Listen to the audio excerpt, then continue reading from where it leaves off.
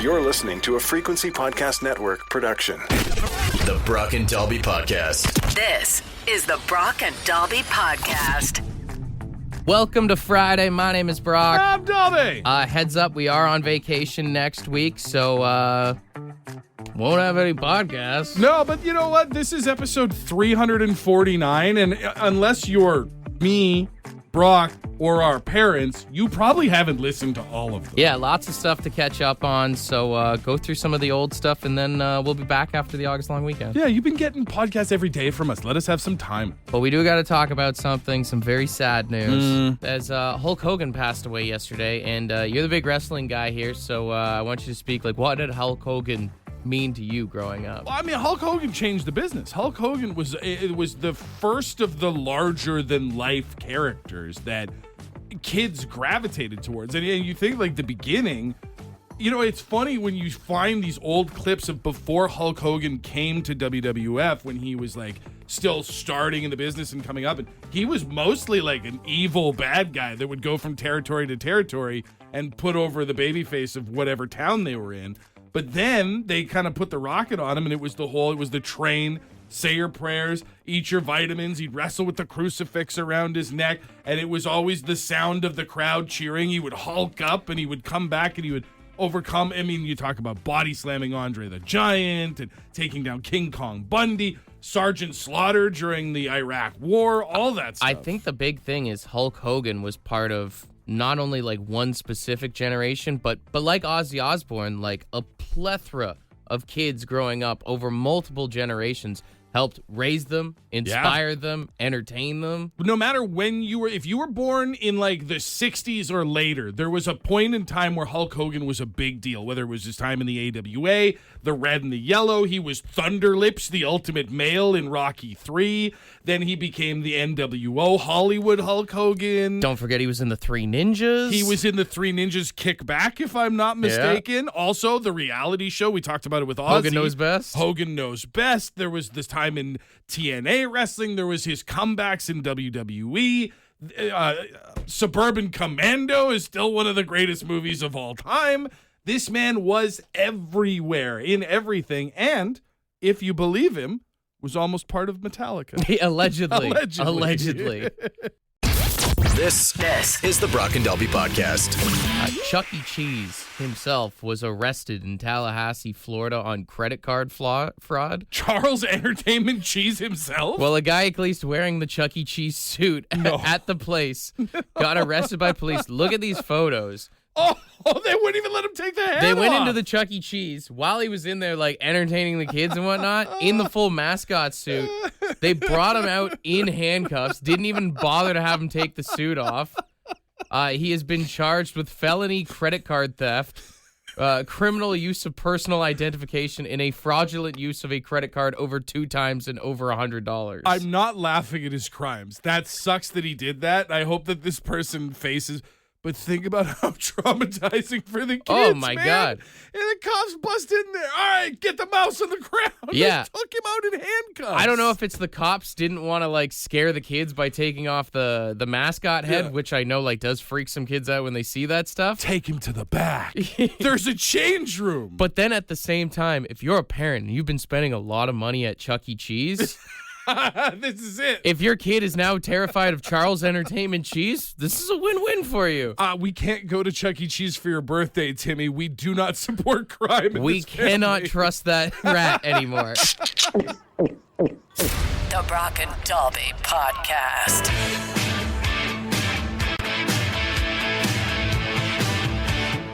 We were celebrating the life of Hulk Hogan earlier this morning. Got a lot of texts from people about how much the Hulkster really meant to them growing up in their childhood, but This was my first favorite song.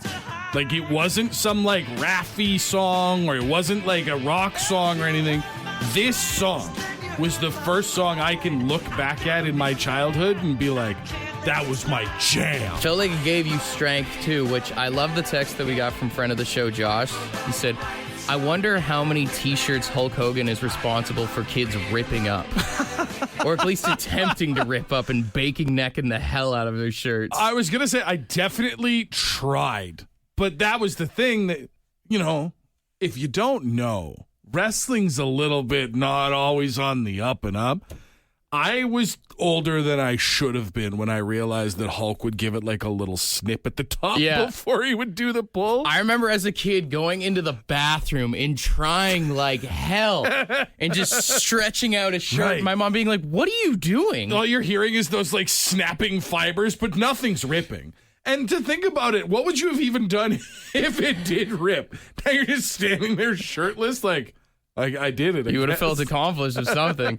I mean, on top of that, you got to wonder how many like siblings got leg dropped because of Hulk Hogan. Oh, yeah. At the very least, a big boot, you know? Yeah. You're out on the trampoline with your brother, your sister, or whatever. You just put the leg out, bam. Even in general, anyone who watched the WWF, WCW, whatever sort of wrestling you watched growing up, you tried the moves. I know WWF would always have the "don't try this at home." Yeah. That made you want to try it even more. Absolutely. Even if it wasn't the moves, like if I stood in front of somebody who I've never met before, even if there's a language barrier between the two of us, and I start swishing my wrist and hold it to my ear, do the one bicep and the point to the sky, people go, "Oh, Hulk Hogan." I just remember like being in my buddy Andrew's basement in like the third grade. We'd throw a mattress on the ground and we'd try the pedigree, the crossface crippler, or even what was that other weird one Chris Benoit would do where he'd like hit his head The like diving headbutt. Yeah, man. Trying that crap was like nuts as a kid. I mean, you think about it. I have a deviated septum. It's literally something that I theoretically should probably go to a doctor for surgery to get fixed.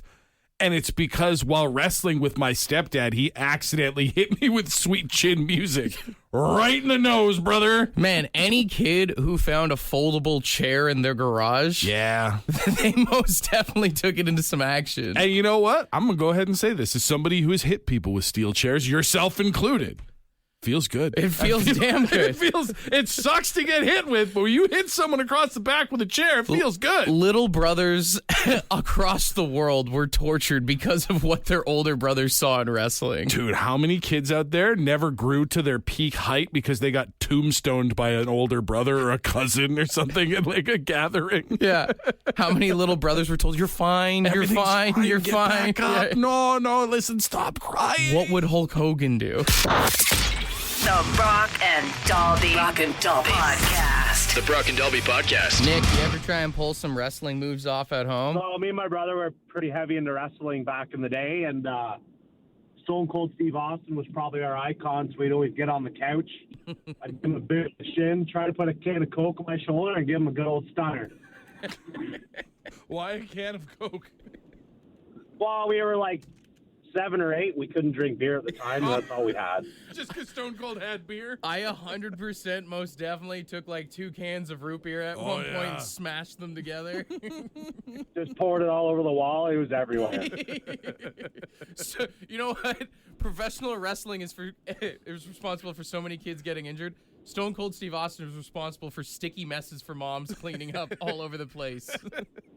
Exactly. Then we moved into the table ladders and chairs, probably. Oh, God, that's a whole nother category. Well, that's just it. I mean, you started watching, especially if you watched wrestling in the 90s when they started doing like the hardcore matches on TV.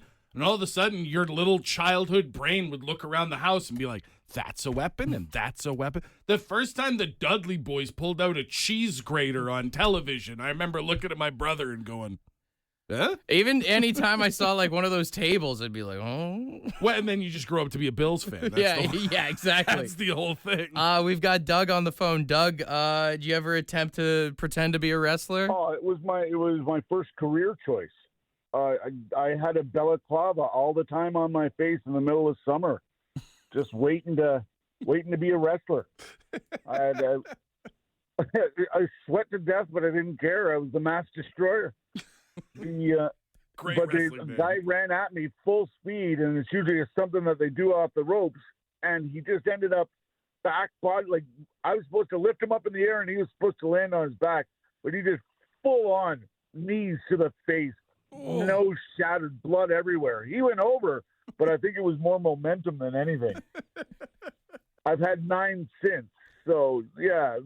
I don't think the stupidity stopped. It's not one of those things that you can just shake, you know? No, and actually, as a doorman, I did choke slam a guy who was just wrung out on some drugs. I will even say, if you're in a relationship, there's a good chance that you have body slammed your partner just for fun on the bed before. Even as an adult, you can still recreate some of these WWF stuff. Yep. Dude, belly-to-belly suplex? 100%. It's just a hug with impact. Yeah, I want to get this going right quick, baby. I mean, my parents always told me they were wrestling in the room, so I don't even know what moves they were pulling off. Oh, yeah, no, you're making strange noises for sure.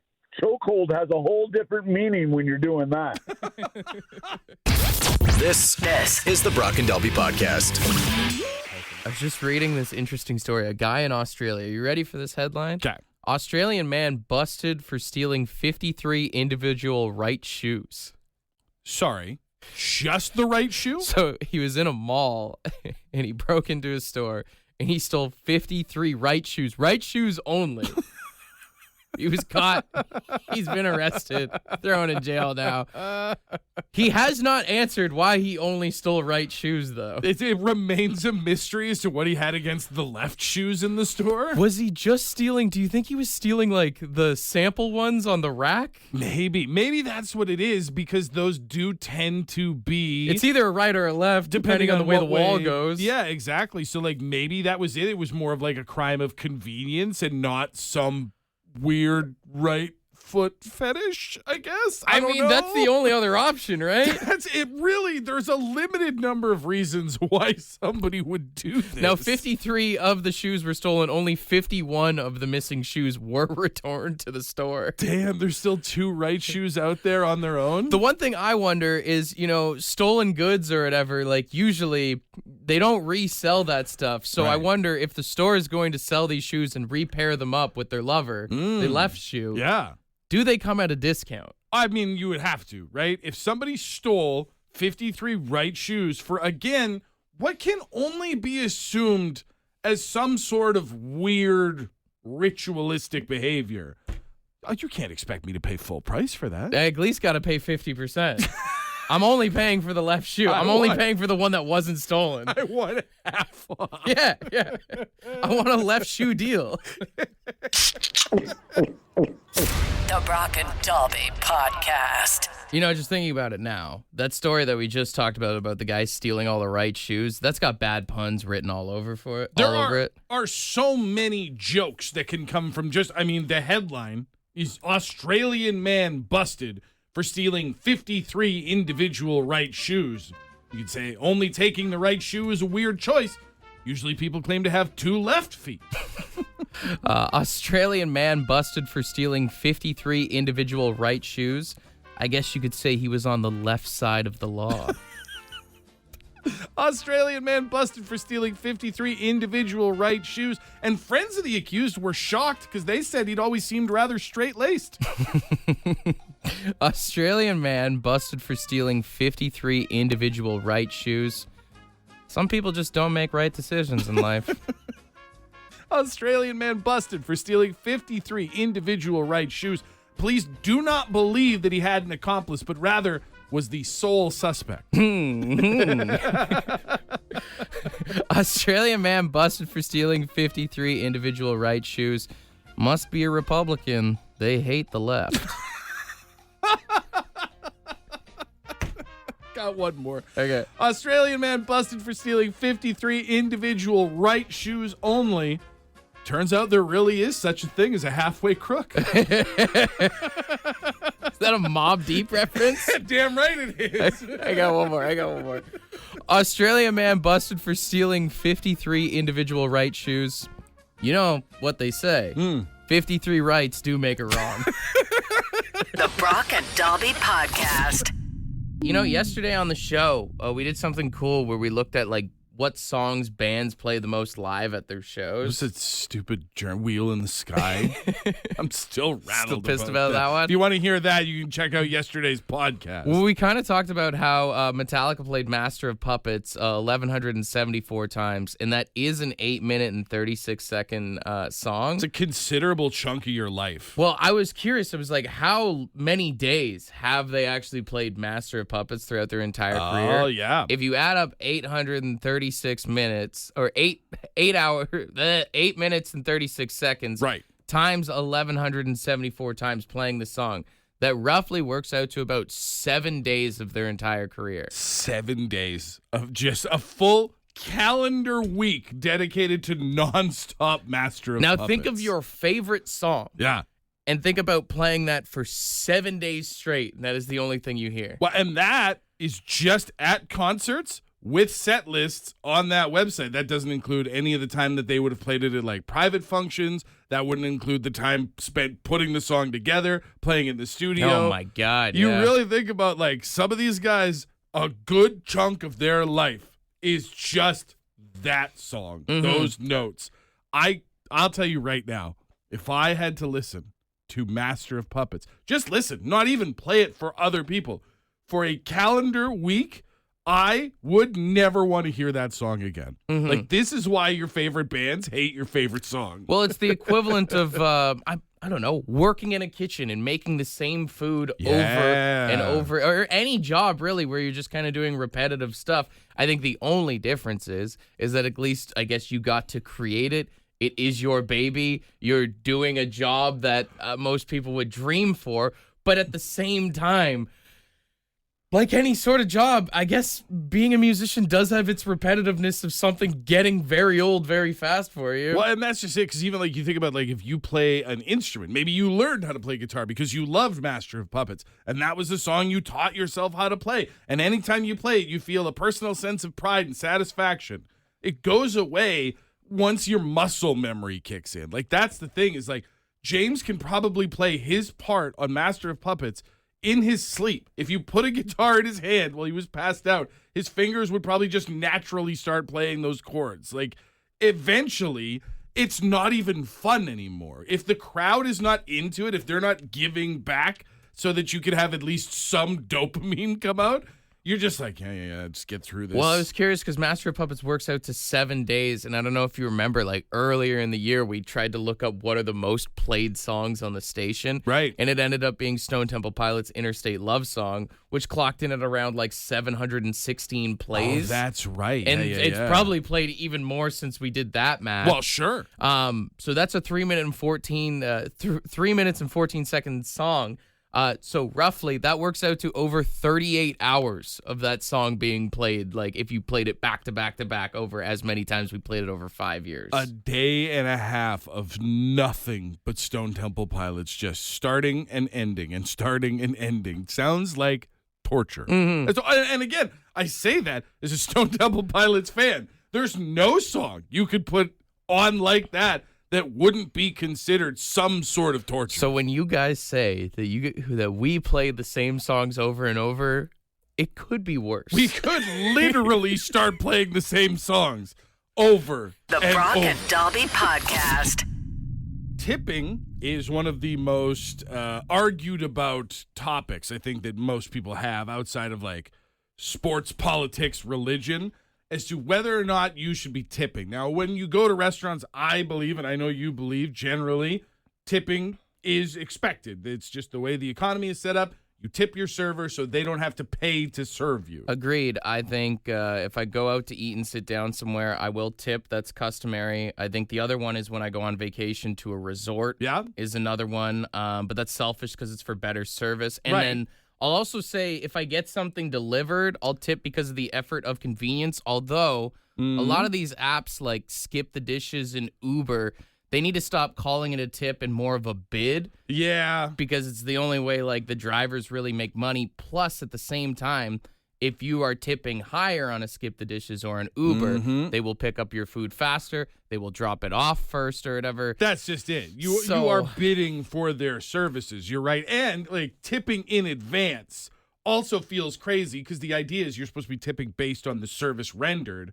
I'm tipping my skip driver before he's even accepted the job. Yeah, it's like for anyone that goes to Starbucks or any fancy sort of coffee shop, you tip them before you get anything, which doesn't make any sense to me. What about tipping on websites, specifically hotel and travel booking websites? Who am I tipping? I don't know For what? how to answer that, but a website, one of those companies called super.com is being raked in social media right now after screenshots appeared of them asking for tips during the checkout process. So basically, you're on this website, and it's the same as like an Expedia or a Kayak or Where any it of takes all the those. hotels and gives you the best price. Right, tries to help you find the lowest price available. And then at the end, as you're like checking out or cashing out to get your hotel room or your trip or whatever, it'll ask if you want to include a gratuity to them for finding this deal for you. No. And people are like, I'm not tipping a website. It doesn't make sense. It's your whole business model is to try and make it easier for me to get a hotel. That's just it. Like, there's advertising on the websites. I'm sure they're getting a cut from the different companies that they're helping to get bookings for. You don't need me to kick you 20% because you helped me find a hotel room in Las Vegas. Like, that's insane for you to ask for that. Also, tipping is supposed to go to the person who's giving you the service, not Right. the company. That's just it. Like, I guess, something could be said like, if you went into a brick and mortar travel agent's office and they helped you to book your honeymoon, say, and they made sure that your hotel was good and your travel was good and here's some restaurants and here's a car rental and all that stuff. And at the end of the day, you look at that person and you go, you know what? You did me a lot of great work today. Here's a little something extra. I wouldn't, but I understand it. Yeah, But on a website, that's just like, I'm already spending enough money. I think we can all agree that like when you tip someone, and I'm talking a person for something, it's because they went above and beyond. Like when I get a tattoo, I'll usually drop some extra money for them because it's like I know how much time you spent drawing this up, doing this. It's also like the vibe that I get when I am there. Am I having fun hanging out with you for a little bit? Like, yeah, I'm going to pay you a little extra for your time. Like similar to, your girlfriend is a hairstylist. That is, hairstylists, barbers, all that stuff. Like that's another big tip business. But if you suck, then you don't get a tip. That's just it. If I look in the mirror at the end and I'm like, okay, I look good, I feel good, I had a good time. But you were a miserable prick the entire time. That changes. And I'm not going to give you a tip. Absolutely. So those, like some businesses, like tipping makes a lot of sense. Website travel booking, we have officially gone too far. Yeah, I mean, it's not like OnlyFans or something where you're like, hey, like I get it. People do tip on the internet there, but if I'm paying to go on vacation, like it's a very different. You better be sending me nudes if I'm sending you a tip. This is the Brock and Dalby podcast. Justice, what's the situation where you refuse to tip? I will never tip at a f***ing casino. Sorry for that. No, Oh valid, my God. man. Think about it, man. When you go there and you lose, do you get anything? Yeah, I've never blown it all at the blackjack table and had the dealer go, hey, here's a little something for your troubles today. Yeah, like, hey, here's a tip for being a good player. I appreciate you. No, I'm not tipping. No. It's also like they're not playing for you, right? Yeah. Like it's not like you have Rain Man sitting back there being like, hey, yeah, you should hit right now. They're actively playing against you. Exactly. They're trying to be like, hey, you should hit that maybe. Who knows? Yeah. And it's like, I really thought about it. But it's like, stop playing for me. Is being a casino employee the only place where you'll get tipped for being bad at your job? Like, if you're a blackjack dealer, your job is to not give away the money. But if you give away enough, someone will give you some back. That actually makes a lot of sense. Maybe I'll become a blackjack dealer and just make people hate me and I'll get paid for it. There you go, man. That's the plan. A lot of people have the standard of like, if I have to stand to order my food, I'm not going to tip is a big one that's in there. That's just, and you know what? I was thinking, I went to a new spot that just opened up by my place not that long ago. And it was a order at the counter, then take your food back to the table, sit down and eat kind of place. And I realized now, I'm like, damn, I tipped 20%. And the food was good. I was very happy with it. But at the same time, I'm like, What did I tip for? We got Michelle on the line. What's something you refuse to tip at? Subway or the dispensary. I just, honestly, just give me my food or give me my weed, man. Like, I don't need to tip you. That's your job. Both of those drive me crazy when I get a tip because, like, the Subway one, it's like you're just doing your job. Yeah. I mean, no disrespect by that. But the dispensary, I've never, like, pre-legalization, I've never wanted to give a drug dealer an extra $20, you know? Yeah, like, it's like, just give me the bag, man. That's it. I don't honestly need to hear a whole story about it. The dispensary one, it's like, just because you told me you like this weed, like, this is not doing much for me, dude. Unless you're rolling the joint for me or something. Now we can talk. Yeah. That's a service I would tip for. I will tip at the dog groomer because my dogs are absolute a-holes, and I feel like that poor woman just deserves a good tip. Yeah. If you're not tipping your dog groomer or your pet groomer, you're a dick. You honestly should probably tip her with some weed so she can chill out after dealing with them. Yeah, exactly. And a Subway sandwich to top it off.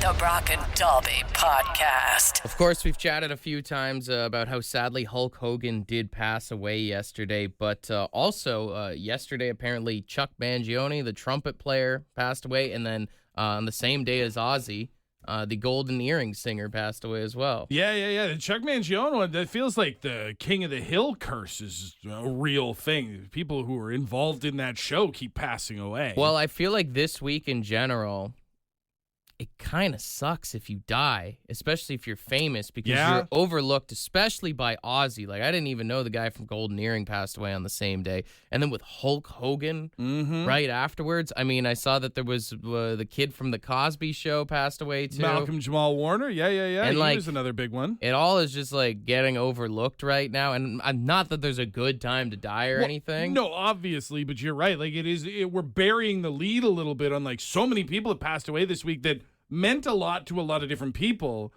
but when you pass at the same time as someone who's on the star level of Ozzy Osbourne or now Hulk Hogan, like, the headlines are only going to go in certain directions. I will say, though, it's a great time to get canceled or do something bad because it's going to get overlooked in the news. Like, imagine if that couple that got caught at the Coldplay concert last week cheating had done that this week.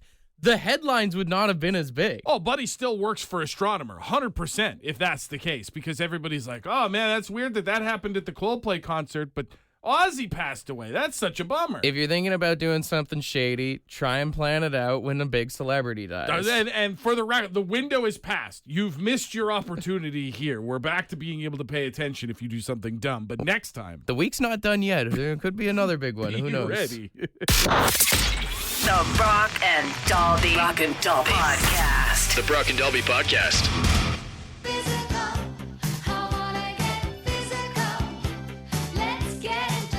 All right, this is our final edition of Physical here for $100 in Lotto Max tickets. $34 million jackpot up for grabs tonight. And tonight's your last chance to get a separate Dream Draws ticket when you buy your Lotto Max in-store. Everyone kept suggesting all week that we should have people pretend to be like fitness instructors or trainers. And here's the example that we got from I Love You Man. Here we go. Come on, push it out. Everything you got.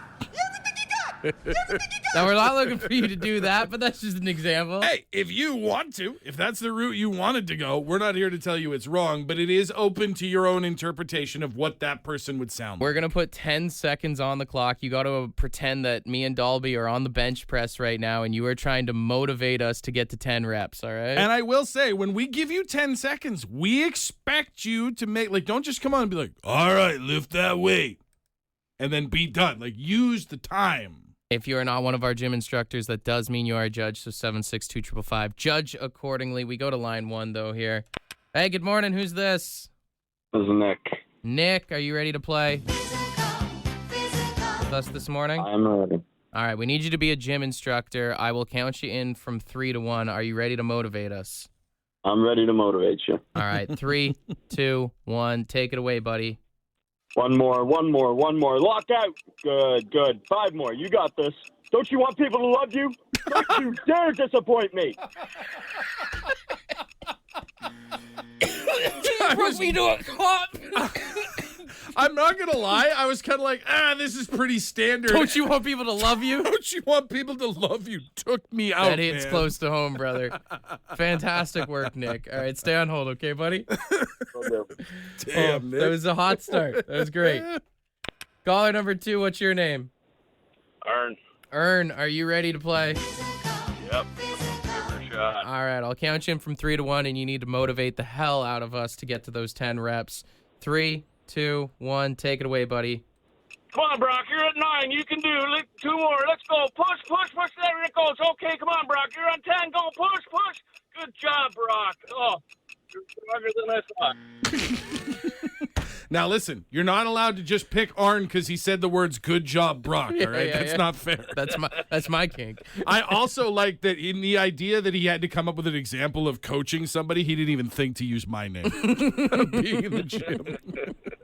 He knows who we are. All right, stay on hold, buddy. All right, we move on to line 3 here. Caller number 3, what's your name? Hey, it's Bobby. What's going on, boys? Bobby. Living the dream, Bobby. How are you doing? Oh, same. All right. Well, you're our final contestant 4. What do you think of your fellow gym instructors so far? Number 1 was good, man. I like number 1. All right. Well, let's see if you can one-up him here. I'll count you in from 3 to 1 and then motivate the hell out of us. All right, buddy? Okay, all right. Well, scenario, okay? So you're both doing squats, all right? Okay, we're doing squats. Sounds awful. All right, 3, 2, 1, take it away. Okay. I believe in you guys. You can do it. It's all in the hips. It's all in the hips. Come on, lift. Thrust. If you don't thrust, I'm going to force feed you another bull ball maggot. Went full army on us there at the end. God damn. All right, stay on hold. Let's weigh out the options. I think it's between line 1 and 3 here. Line 1 and 3. Arn was good, but Arn was not as good as Nick, and then Nick and Bobby went in different directions. I think both Nick and Bobby started slow and then ramped up, but that "don't you want everybody to love you" line, that hit with me, man. It's also relatable, isn't it? It's so relatable. Yeah, everyone seems to think it's line 1 there. All right, we'll give it to him. Nick, are you still there, buddy? Still here. Thanks for motivating us. You get the ding and the round of applause and $100 in Lotto Max tickets for tonight's jackpot. All right, my man? Beautiful. If you do happen to win the jackpot, you got some nickels and dimes for us, or at least And could you just membership. gym membership? Sir, yes, sir. Yes. We need you to at least come motivate us at least once, all right? Oh, absolutely. I'll take you to Good Life with me. Want to be a part of the podcast? Leave a message on the Bad Line. The Bad Line is the answering machine for the Brock and Dalby Show. To get the number, text the word BAD to 762-555. Thanks for listening to the Brock and Dalby podcast.